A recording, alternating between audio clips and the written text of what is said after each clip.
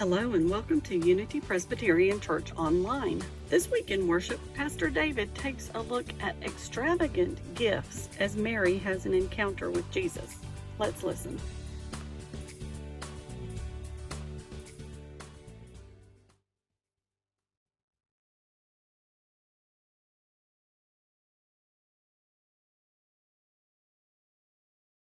Well, when I was 8 years old, my parents were going to celebrate their anniversary, and they were going to go away for their anniversary.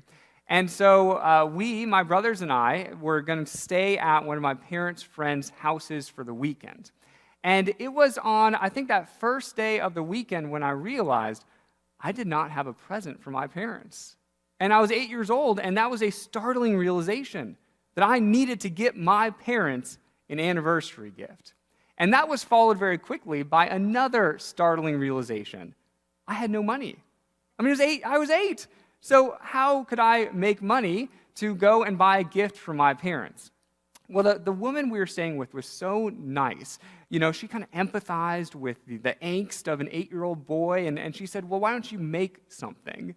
You know, you can make a card, you can make a little craft, and your parents will love that.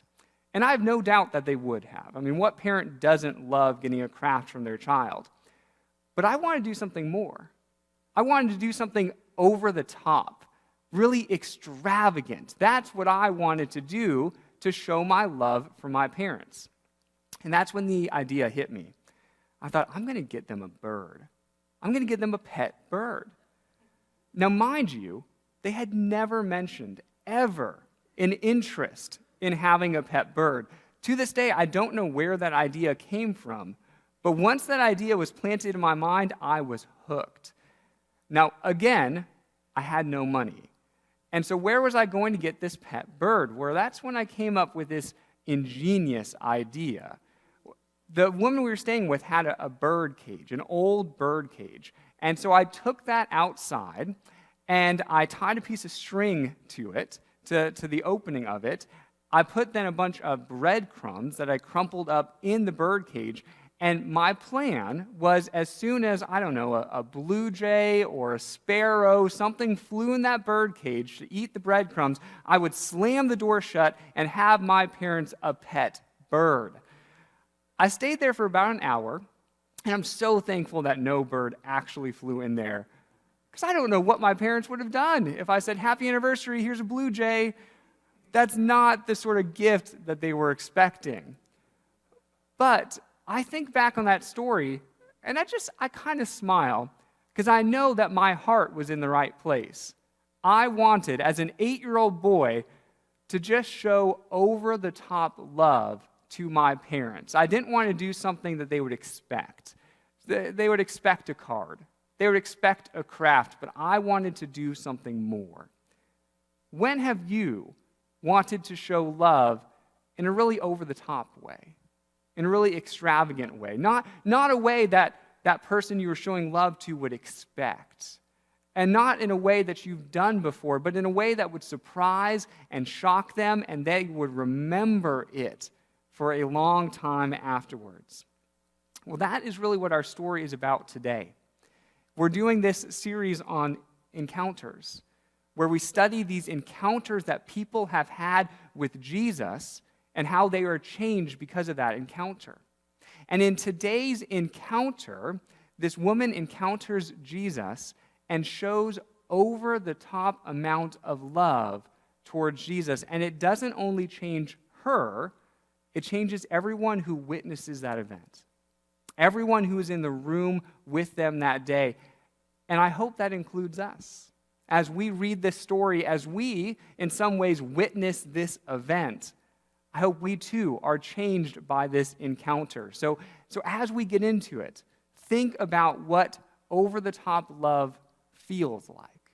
What does it look like? When have you received it? And how often then did you think about it and reflect on it, even after that expression of love? Here is how our story begins. 6 days before the Passover, Jesus came to Bethany, where Lazarus lived, whom Jesus had raised from the dead.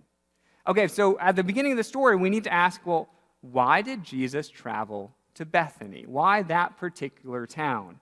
And the answer is quite simple. That's where Jesus' friends lived. Jesus was going to visit his friends. Yes, Jesus had close friends, just like you or I. And so Jesus is going to visit his close friends. Lazarus, for example, lived in Bethany. Now, the last time Jesus traveled to Bethany, Lazarus had died. And that was the moment where Jesus raised him from the dead. I mean, if I was Lazarus, I think I'd be friends with Jesus too, after having that experience. And so Lazarus is close friends with Jesus, but Lazarus also has sisters, Mary and Martha, and Jesus is close friends with them all. And so he stops into the town of Bethany in his travels, on his way to go and celebrate the Passover in Jerusalem, and he visits with his friends. And we're told in the next verse that here a dinner was given in Jesus' honor. Martha served, while Lazarus was among those reclining at the table with him. I hope you can imagine this scene, because what feels better than a warm meal after a long day of travel? That's how Jesus is no doubt feeling right now, where he's been walking all day. I bet he's a bit tired, his body's aching, he's hungry, and they invite him in and say, "Sit down at this table. We want you to have a warm meal. In fact, we are having a dinner that is dedicated to you. It is to honor you. And so please, just sit down, relax, take a load off, and let us serve you tonight." Well, Lazarus is at the table with Jesus. I imagine them catching up, talking about what's happened since the last time they were together. Martha, we're told, is serving, as Martha so often is. But where is Mary? We don't see where Mary is in this verse, do we? Now, a couple times ago, when Jesus was visiting, Martha once again was serving. You probably remember this story, where she's cooking, cleaning, getting everything ready for Jesus. And where's Mary that time? Well, Mary was at Jesus' feet. Mary was simply sitting in the presence of Jesus, learning from Jesus, in conversation with Jesus. And you remember this story where Martha gets upset. Says, "Jesus, tell Mary to help me. I'm doing all the work here." And Jesus gently says, "Well, no, she chose the better thing here, which is relationship, experiencing the presence of God." And so this time, in present-day story, Martha once again is serving. She's getting everything ready for this meal to honor Jesus. But where's Mary? Well, we find out in the next verse. It says, "Then Mary took about a pint of pure nard, an expensive perfume, and she poured it on Jesus' feet and wiped his feet with her hair. And the house was filled with the fragrance of the perfume." All right, there's quite a bit going on in that verse, isn't there? There's quite a bit for us to unpack about what we just read. I mean, Mary does the very strange act of taking a bottle of perfume, pouring it on Jesus' feet, and then, as if that wasn't strange enough, she then wipes his feet with her hair. What is going on here? What is Mary's motivation in this moment? Well, let's begin unpacking this step by step. First, the first question I came to when I read this story is, what is pure nard? I don't think I've seen that perfume when I've walked down the CVS perfume aisle. I've not seen pure nard as something you can purchase. And so what is pure nard? Well, what I learned this week is that nard comes from the nard plant. And we've got a picture of what that looks like. What I'm told is that nard has both a sweet but also an earthy sort of smell to it. And Mary has a whole pint of pure nard. And we're told it was a very expensive perfume. So, what is Mary's motivation here? Why does she take pure nard and pour it on Jesus' feet? Well, here's what I believe. And I'll go on to show you why I believe that in a second. But I believe that Mary is wanting to show an extravagant act of love towards Jesus. And I think that she believes the act of pouring this expensive perfume on Jesus' feet, that is a way to show over-the-top love. That is the way to show extravagant love. We probably wouldn't think that today. We'd probably say, what are you doing? Get away from my feet. But let's find out as we dig in a little bit deeper why this may have been the case for Mary. Well, as I thought about this week, I especially kind of narrowed in on that word extravagant. And so I decided to look up the definition of it because I wanted to dig in a little bit deeper of what does it mean to show extravagant love. And I was actually surprised at the definition I came across. Extravagance is a wandering beyond proper limits. That's true, though, isn't it? That's surprising as a definition, but that's true. Because to do something normal would be to do something within proper limits. You're doing something as it's expected to be done. So what was expected at this dinner table, at this meal that they were sharing to honor Jesus? Well, what was expected was for Mary to sit down at the table, to join in the conversation in honoring Jesus, and to really share her love in that way, just like everyone else was doing. That would have been within the proper limits. That would have been expected. But what Mary does instead is something outside of those proper limits. She does something that goes beyond those proper limits. She does something, by definition, extravagant. She takes a bottle of expensive perfume. She doesn't sit at the table, but instead sits at Jesus' feet. And then she washes his feet, but not with water, not like what Jesus is going to do just a week later around the Passover meal with his disciples when he washes their feet. No, she goes over the top and washes his feet with perfume. And not just normal perfume, but some of the most expensive perfume that she could find. This is way beyond the proper limits. This is way beyond anything that would have been expected or would have been considered normal. But Mary doesn't want to do something normal. She doesn't want to do something expected. She wants to show extravagant, over-the-top love towards Jesus. One more piece to this story to show you how extravagant this love really is. We need to determine how expensive was this perfume. I mean, John, the author of this story, simply says, well, it's expensive perfume, but how expensive is it really? We learn that as we go into the next verse. Verse 4 says, but one of his disciples, Judas Iscariot, who was later to betray him, objected. Why wasn't this perfume sold and the money given to the poor? It was worth a year's wages. Think about that for a second.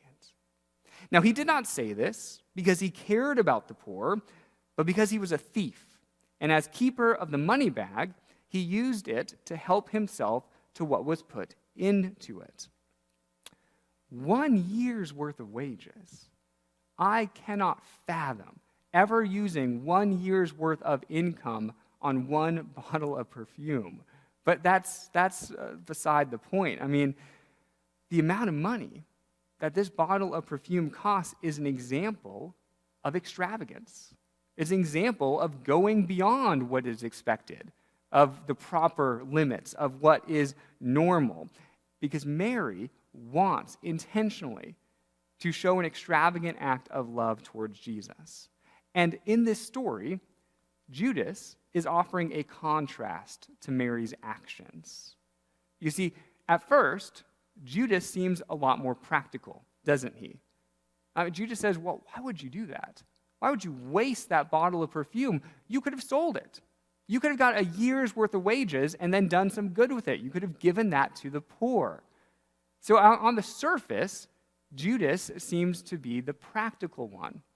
Now, John tells us that, well, no, his inner motivation, that they probably found out later, was that he was a thief and he was stealing from their communal money that they had together, but we don't know that in this moment. In this moment, Judas is just saying, Mary, as he sees Mary doing it, pouring out this perfume, going, why is she doing this? John tells us that Judas objected and said, that's not right. And who among us wouldn't have a same reaction if you were around that dinner table that night?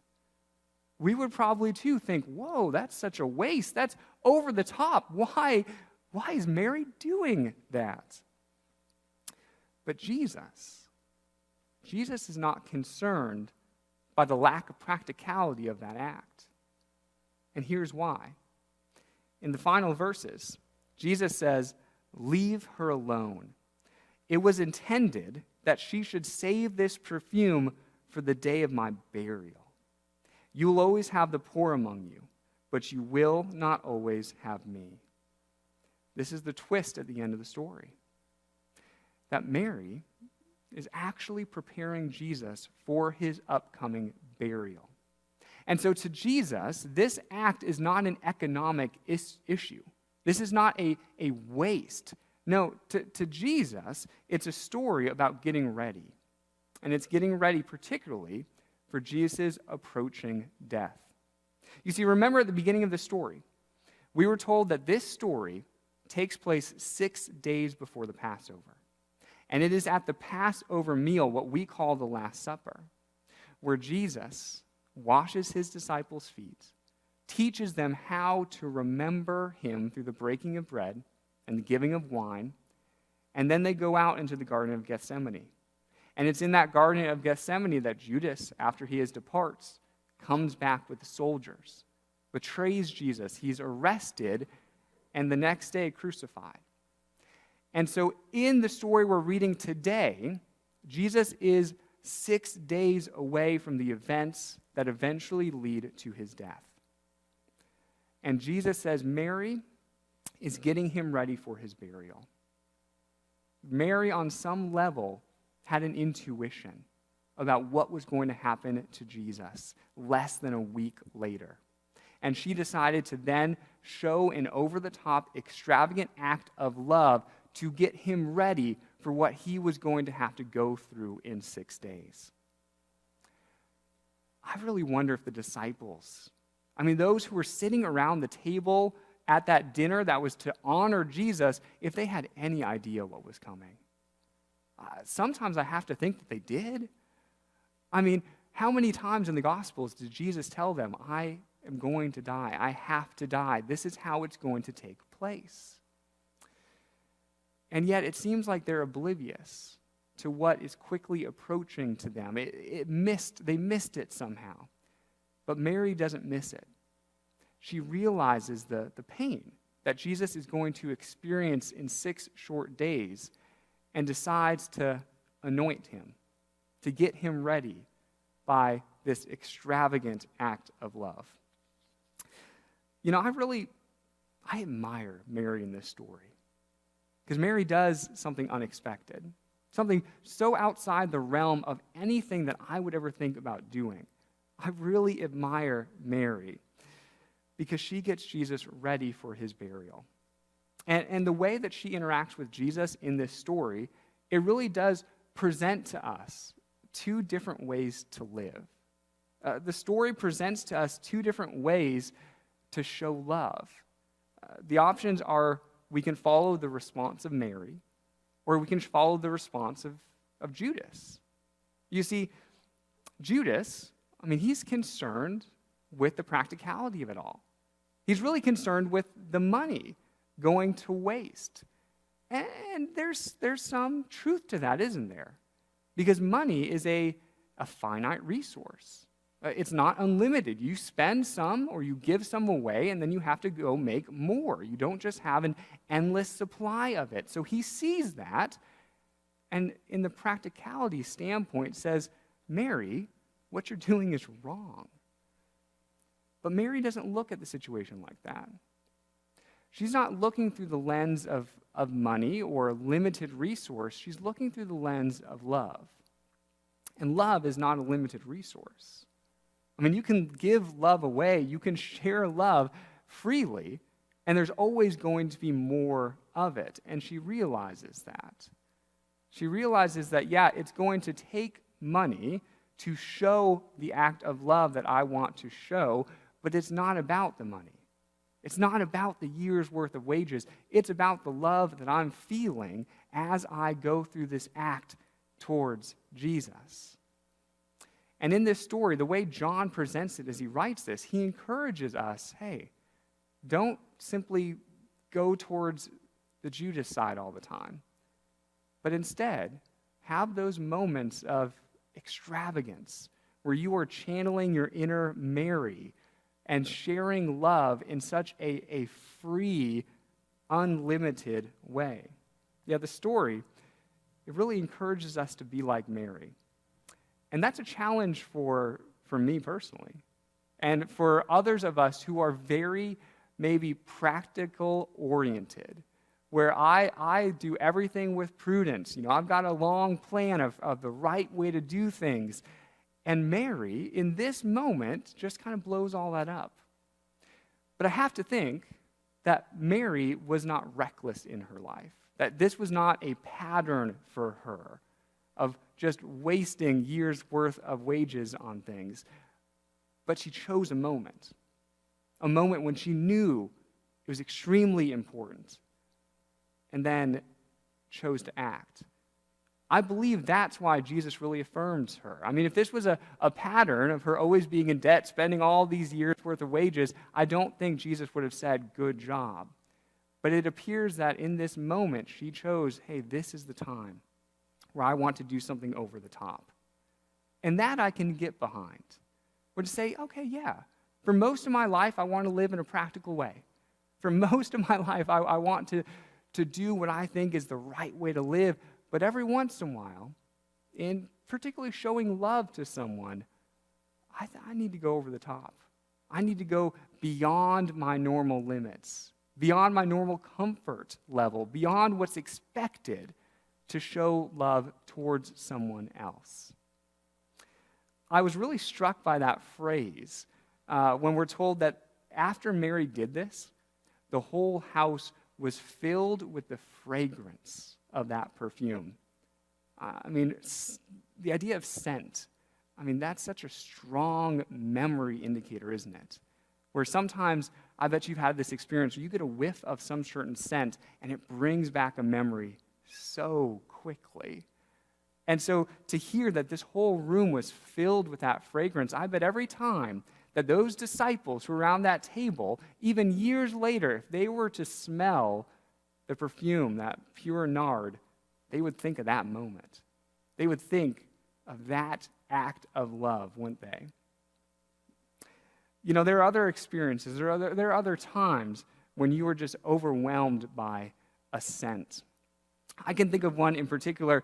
Do you know what Axe body spray is? It's not a good scent, I'll tell you that. So Axe body spray is really popular among, I would say, middle school boys especially. And there was a time where I was a camp counselor, and Axe body spray was really kind of in vogue, and the boys decided to have a prank on the girls' cabin. Now, pranks were not allowed. Let me say that right off the bat. But we learned that they were planning this prank anyway. And the prank was to take kind of, it was like a can or a bottle of Axe body spray, to bash in the top of it so that it just starts spraying out and you can't stop it, and then to just toss it right into the girls' cabin so that it continues to spray out and there's nothing you can do about it. And then within moments, that whole cabin is filled with the fragrance of middle school boy cologne. We had a long talking to with those boys after that, and it took probably the whole week for that cabin to finally air out. But it gets to you, the thinking, this idea that you can walk into a room and be filled with a fragrance or even a feeling. And I think that's part of what this story wants us to realize, is that there are times where you can change a whole room or you can change a whole atmosphere simply by your attitude and your presence. And here's what I mean by that. I can think of the last time that I came home from work, maybe frustrated or stressed or irritable, and within moments, the whole house feels that. And the whole house then is feeling a little bit more stressed, a little bit more frustrated. You can change a presence of an environment simply by your attitude, what you bring into that presence. And that's some of what we need to be cautious of, is am I filling rooms with negativity? Am I filling rooms with feelings that make people walk more on eggshells? Or, on the flip side, can we do what Mary does? Because Mary fills a room with the fragrance of love. And you can do that too. I mean, you can change the atmosphere of an entire family with a kind comment, with a genuine smile, with an optimistic or joyful attitude. You can change atmospheres as you walk into them. And in doing so, we follow the example of Mary, who changed that entire dinner that night. She changed the entire experience of everyone who's at that dinner with a feeling of extravagant love. This story reminds me that when I begin to treat love as something that may run out, or something not to be wasted, that I really need to channel Mary and instead show extravagance in my love. Now, extravagant love, it takes some planning. It takes some intentionality. It's not just spontaneous. I mean, think about Mary. She had to go and buy that perfume, didn't she? And they didn't have credit cards in this time period, and so she felt the weight of a year's worth of wages as she went into the market and gave that over to buy that small bottle of perfume.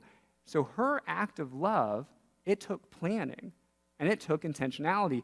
And that is going to be my goal for all of us today and everybody watching today, is to take some time and plan your own act of extravagant love. And you're going to do that in two primary relationships. The first relationship you'll do that with is with God. That is primary. That's Mary's example of doing this towards Jesus. That is Mary's encounter. Is how can you show over-the-top love in your own relationship with God? That is first and foremost. And that takes some planning, takes some intentionality. But then the second relationship is I would invite you to pick one. Pick a relationship, whether that's with a spouse or a son or a daughter or a friend that you maybe just think needs a little bit more love these days, and intentionally plan some way to show extravagant love towards that person. That is going to be the challenge for today. You know, in an earlier gospel, when this story is told, Jesus calls Mary's act beautiful. Yeah, what we just read today is a beautiful, vulnerable, authentic act of worship and showing love. And that, I contend, is an act that we all need to replicate. If you would like more information about Unity Presbyterian Church, please visit our website at www.unitypres.org or visit us on Facebook. This is the Unity Presbyterian Church podcast. Have a great week.